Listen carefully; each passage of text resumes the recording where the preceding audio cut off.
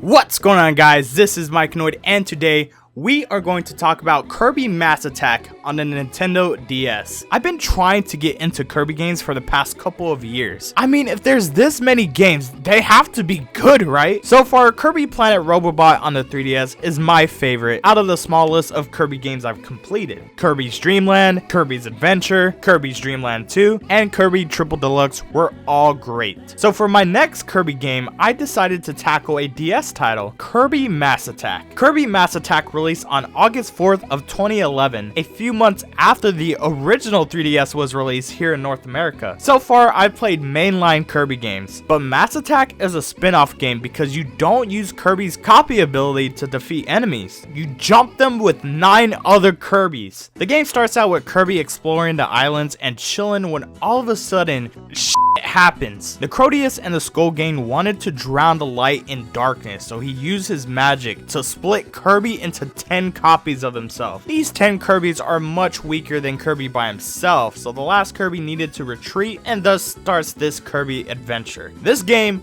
only uses the DS's touchscreen. The only time you need to press anything else is the start button when you need to pause the game. You direct Kirby with the star that appears on the screen when you tap it, and you'll be able to get Kirby to pick up fruit, flick him into blocks, carry him to a direct path, and command him to beat the out of baddies. You start the game with 1 Kirby, but as you collect enough fruit, you'll get another Kirby. Getting more Kirbies will allow you to deal more damage quicker to enemies and are required to open up areas or unlock medals. Having a certain number of Kirbies is even required to play certain stages of the world. The way most of these levels are set up, it would be damn near impossible to complete with just 1 Kirby. When a Kirby gets hit, it will turn blue, and if it gets hit again, it will die and float up to heaven, unless you're quick enough to catch it and retrieve it. If you kill all Kirbies, it will result in a game over. The only way you can turn blue Kirbies back into pink is going through the recovery ring in the stage, but if you're good enough to receive 0 damage, you'll earn a gold star when completing the stage. Pretty much all the action happens at the bottom screen, while the top screen displays the fruit gauge, the stage name, your overall score, and the amount of Kirbies you have. You'll also view the total number of medals in the current level and see which ones you found so far. Certain levels have a rainbow bubble at the end. This will remove the clouds and unlock the next area of stages in the overworld. Speaking of which, there are 4 main levels in this game. Green Grounds, Sandy Canyon, DDD Resort, and Volcano Valley all consist of a set amount of levels that each require a certain amount of Kirbies to play them. When you move onto a new level, you'll have to go back to using 1 Kirby and get 9 more all over again. The rainbow bubbles will allow you to progress to the next area and will eventually take you to the boss fight, which will take you to the next level.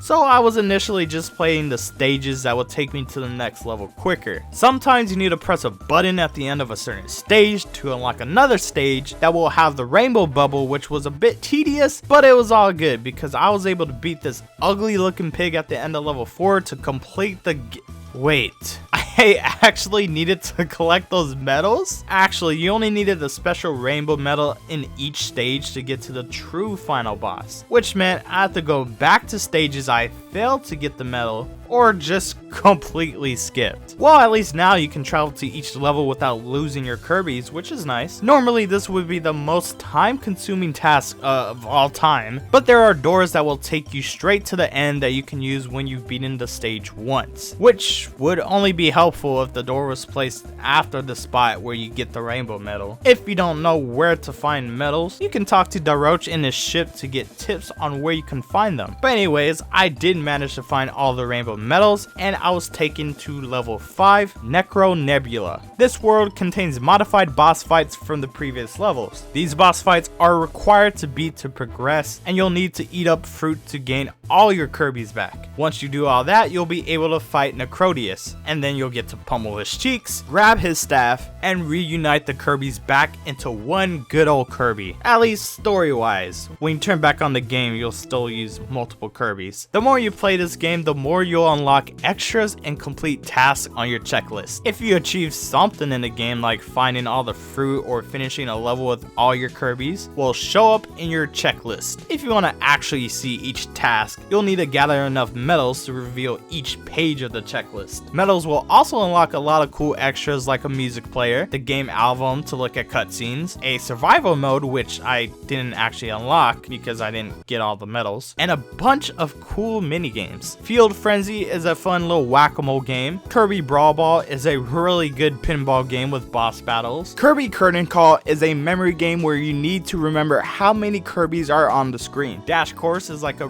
rhythm game where you need to tap the shapes to make Kirby move fast. Strato Patrol EOS is a scrolling shooter arcade game where you can absolutely destroy enemies with thousands of projectiles flying across the screen. And Kirby Quest is a turn-based RPG that requires a good amount of timing to perfect it.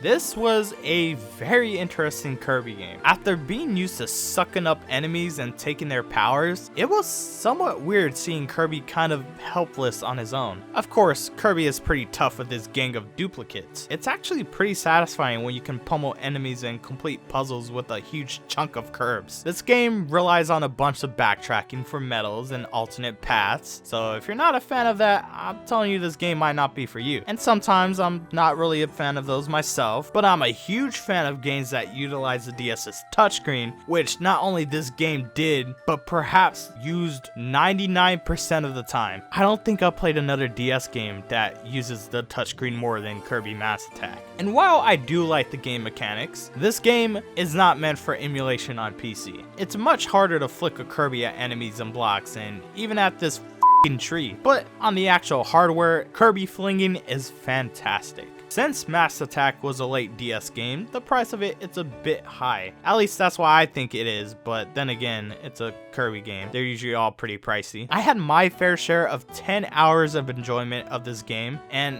I can't wait to check out some more Kirby games, which there's actually more of than the amount of Kirbies you get to fling at birds. Well, that's going to be it for today's video. Let me know what you guys think of Kirby Mass Attack down in the comments below. Thank you guys for watching, and of course, I will see you guys in the next one. Take care. Kirbs!